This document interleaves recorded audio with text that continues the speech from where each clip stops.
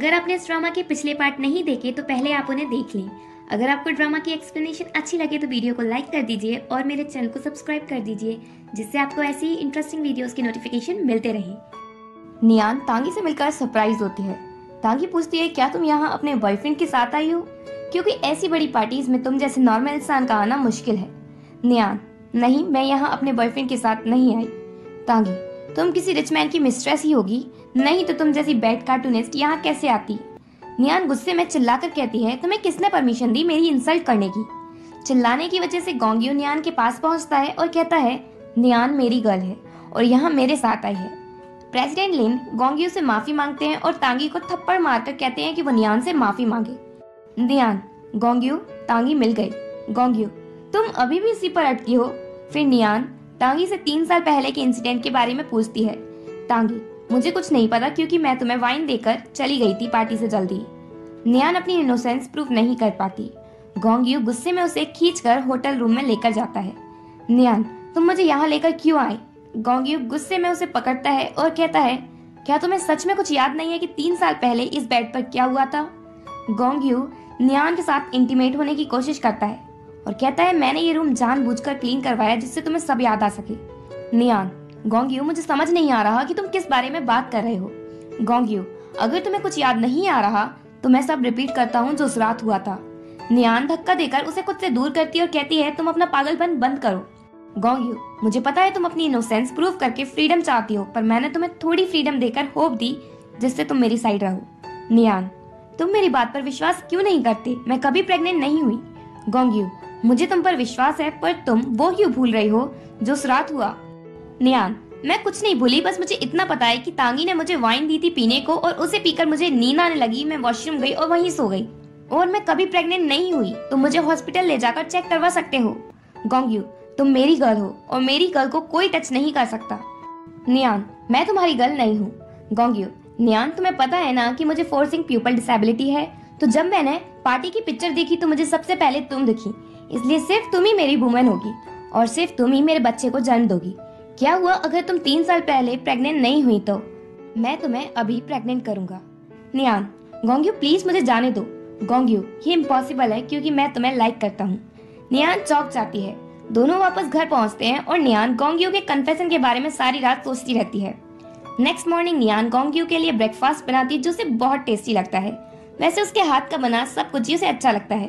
Then गोंग्यू नियान को अपने साथ कंपनी चलने की कहता है और कहता है, अब से तुम हमेशा मेरे साथ रहोगी, मैं तुम्हें बिल्कुल अकेला नहीं छोड़ूंगा। नियान उससे लड़ने लगती है, नहीं, ऐसा कोई कॉन्ट्रैक्ट नहीं है मेरा तुम्हारे साथ। तभी नियान को उसकी मॉम का कॉल आता है और वो उसे मिलने रेस्टोरेंट बुलाती हैं। गोंग्यू कहता है, मैं भी तुम्हारे साथ चलूंगा। नियान, क्या तुम्हें कंपनी नहीं जाना वर्क के लिए? गोंग्यू, मैं बॉस हूँ। नियान, ठीक है प्रेसिडेंट गोंग्यू, वैसे तुम मुझे एक बात बताओ, तुम मुझे लाइक क्यों करते हो जबकि मैं तुम्हें छोड़ने की सोचती रहती हूँ? गोंग्यू, क्योंकि तुम प्योर हो बिना किसी एटीट्यूड के। नियान उसकी बात से हंस पड़ती है। देन नियान गोंग्यू के साथ अपनी मॉम से मिलने जाती है। नियान उसे कार में ही वेट करने को कहकर अपनी मॉम के पास जाती है। मॉम उससे कहती है, तुम्हारे डैड ने मुझे यहाँ तुमसे अडॉप्शन ब्रेकअप एग्रीमेंट पर साइन करने भेजा है, तुम इन पेपर्स पर साइन कर दो जिससे हमारे बीच सारी रिलेशनशिप खत्म हो। नियान, मॉम ये क्या है? मॉम, डैड को लगता है कि शीदी और चिंचू की रिलेशनशिप तुम्हारी वजह से खराब हुई है, इसलिए वो तुमसे कोई रिलेशनशिप रखना नहीं चाहते। नियान रोने लगती है और कहती है, जब से मुझे पता चला है कि चिंचू शीदी से शादी करना चाहता है तब से मैं उसकी लाइफ से चली गई। आप लोगों ने पहले मुझे घर से निकाला, क्या ये आप लोगों के लिए काफी नहीं था जो अब आप रिलेशनशिप भी खत्म करना चाहते हो? नियान को रोता हुआ देखकर गोंग्यू उसके पास पहुंचता है और देखता है कि नियान की मॉम उससे रिलेशनशिप तोड़ने आई है, तो गोंग्यू उससे उन पेपर्स पर साइन करने को कहता है। नियान, मॉम, आप यही चाहती हो ना कि मैं इन पेपर्स पर साइन कर दूं? नियान उन पेपर्स पर साइन करके चली जाती है। गोंग्यू मॉम से कहता है, आज के दिन आप लोगों ने नियान से सारी रिलेशनशिप खत्म कर दी और फ्यूचर में आपके साथ जो भी हो उसके लिए नियान को ब्लेम नहीं करना। कल एनी कंपनी का लॉयर आकर आपसे बात कर लेगा। मॉम, तुम कौन हो? गोंग्यू, एनी कंपनी का प्रेसिडेंट। मॉम ये जानकर चौंक जाती हैं क्योंकि उनकी कंपनी गोंग्यू के अंडर वर्क करती है। देन गोंग्यू नियान से कहता है, आज मैं वर्क पर नहीं जाता, आज मैं तुम्हें कहीं लेकर जाता हूँ जहाँ तुम्हारा मूड सही हो जाए। नियान, कहाँ? गोंग्यू, तुम्हें पता चल जाएगा। देन वो उसे बीच पर लेकर पहुंचता है। नियान गोंग्यू को अपने बचपन की सैड स्टोरी सुनाती है। जब मैं छोटी थी तो कई बार मेरे अडॉप्टिव पेरेंट्स मुझे घर छोड़कर शीदी को लेकर बीच पर आते एंजॉय करने।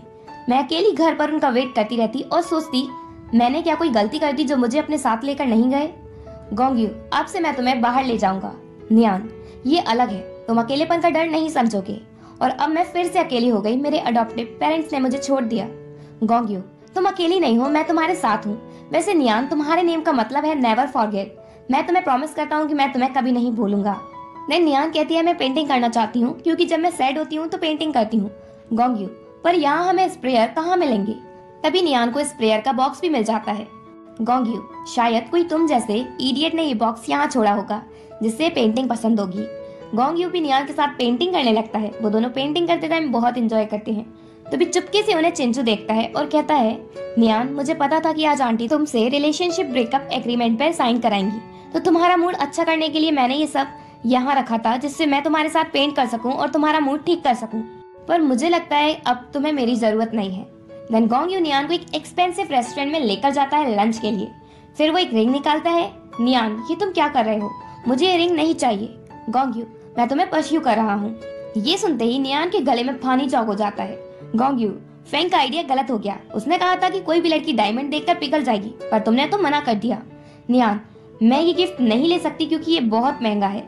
गोंगयू उस रिंग को फेंक देता है और कहता है, मैं अपना दिया हुआ गिफ्ट वापस नहीं लेता, और वो वहाँ से चला जाता है। नियान सबसे पहले तो वो रिंग उठाती है और गोंगयू के पीछे जाती है। बाहर उसे गोंगयू नहीं मिलता, बस शीदी की कार और तांगी रेस्टोरेंट में जाती हुई दिखती है। नियान तांगी को फॉलो करती है और देखती है कि वो शीदी से मिल रही है। नियान छुपकर उनकी बातें सुनने लगती है। तांगी शीदी से कहती है, अगर तुमने मुझे पैसे नहीं दिए तो मैं सबको सच बता दूंगी कि 3 साल पहले क्या हुआ था।